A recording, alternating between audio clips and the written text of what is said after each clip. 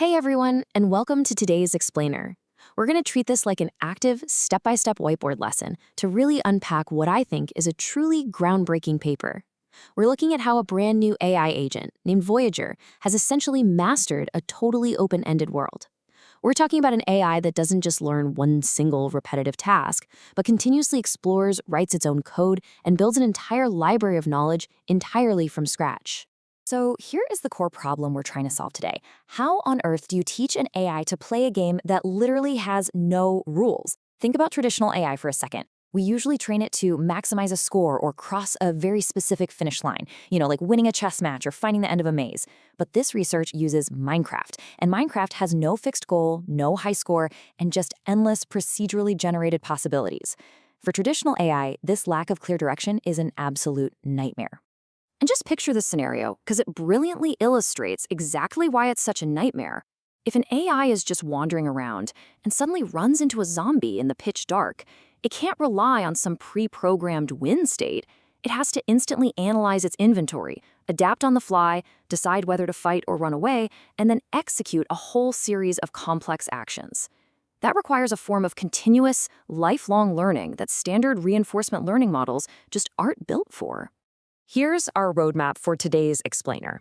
We'll cover the open-ended AI problem, meet our solution, Voyager, dive into how it actually learns, see it in action, break down the results and limitations, and finally, look at the future of general AI.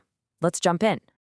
Part 1, the open-ended AI problem, or what happens when there are no rules. Traditional AI is incredibly rigid. It's focused on really narrow goals, and frankly, it suffers from what researchers call catastrophic forgetting, which basically means it completely forgets past lessons the second it learns new ones. Human learning, on the other hand, is exploratory. We adapt when we make a mistake, and we build complex skills on top of previous, simpler skills. So, if we want an AI to actually survive in an open-ended world, it needs to learn a whole lot more like a human does. Part 2. Meet Voyager, the LLM-powered agent.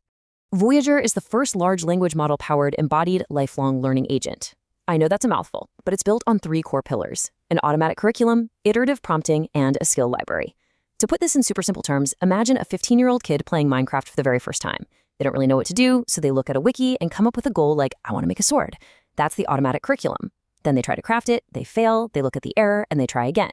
That's iterative prompting. And once they finally figure it out, they remember that recipe forever so they never have to relearn it.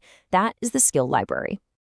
Part 3, how Voyager actually learns, mapping out the learning loop.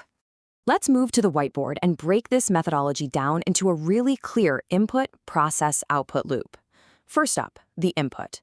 Voyager's curriculum uses GPT-4 to look at its surroundings and set a manageable goal. Second, the process. To achieve that goal, Voyager doesn't use simple controller inputs like press A to jump. It actually writes JavaScript code as its action space. And third, the output. The game environment executes that code and immediately provides feedback. If the code fails, Voyager actually reads the error, like missing 2 wood planks, and rewrites the code. It is literally debugging itself in real time. But here's the absolute crucial point. What happens when that code finally works? It goes straight into the skill library, which is this growing database of executable code. So when Voyager successfully writes a program to craft a sword, it saves it. This means the AI doesn't just get a sword. It permanently acquires the actual skill of sword making. Later on, it can combine that crafting skill with a combat skill to survive a zombie attack. It's compounding its knowledge. Now, tying this whole architecture together visually, you can see how the modules feed each other. You have the automatic curriculum proposing a task, say combat zombie. This feeds right into the iterative prompting mechanism in the center, which writes the code and checks it against the game environment. If it succeeds, the self-verification module gives it a big green check mark, and it's sent straight over to the skill library. It's just one continuous autonomous learning loop. Part 4, Voyager in action inside the open world. So how does this automatic curriculum function dynamically in the game? Well, when it comes to building a crafting table, Voyager doesn't just randomly decide to do it out of nowhere. It assesses its inventory, realizes it's gathered enough wood, and proposes a logical, manageable next step. It learns to walk before it can run. It's not going to try to mine rare diamonds if it's currently standing in a forest with absolutely no tools. It acts sequentially, exactly like a human player would. And because it's constantly setting its own goals, Voyager actively explores. Looking at this map data, Voyager crosses diverse terrains. We're talking deserts, snowy plains, and forests, traveling 2.3 times longer distances than prior baseline AI models. Traditional models usually just get stuck in a corner, repeating the same failed actions over and over. But Voyager's built-in curiosity naturally drives it outward across the map. Part 5. Results and limitations. Let's look at the hard metrics. Check out this massive metric. Voyager unlocks the wooden tool, tier 15.3, times faster than previous state-of-the-art models. To put that into perspective, tasks that used to take prior AIs hours of frustrating, clunky trial and error were achieved by Voyager in mere minutes.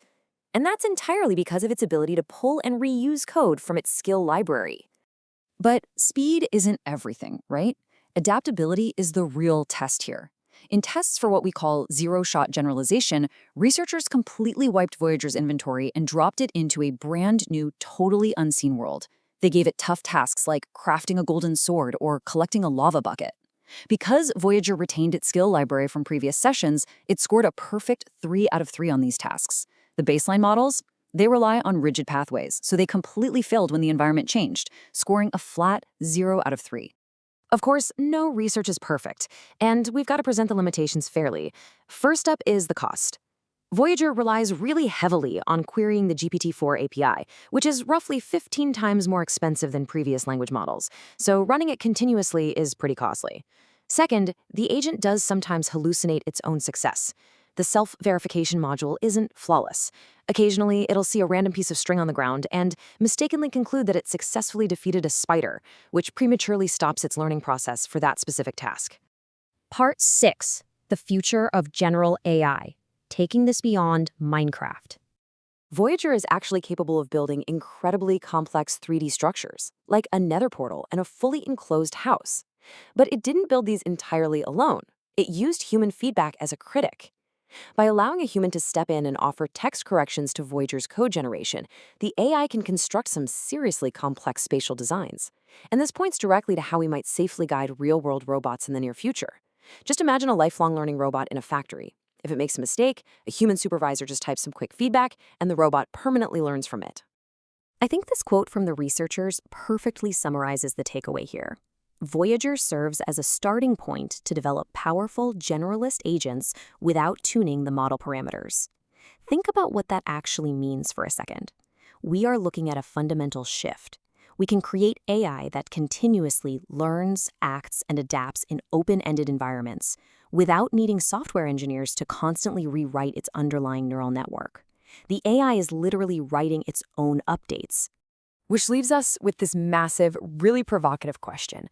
What happens when we take this architecture out of a video game? What happens when we unleash lifelong learning AI into autonomous robotics in our actual physical world? Because if an AI can learn to survive a zombie attack in the dark just by writing its own code, what can it learn to do in a laboratory, a hospital, or even outer space? Thank you so much for joining me for this explainer. Keep learning, and I'll see you next time.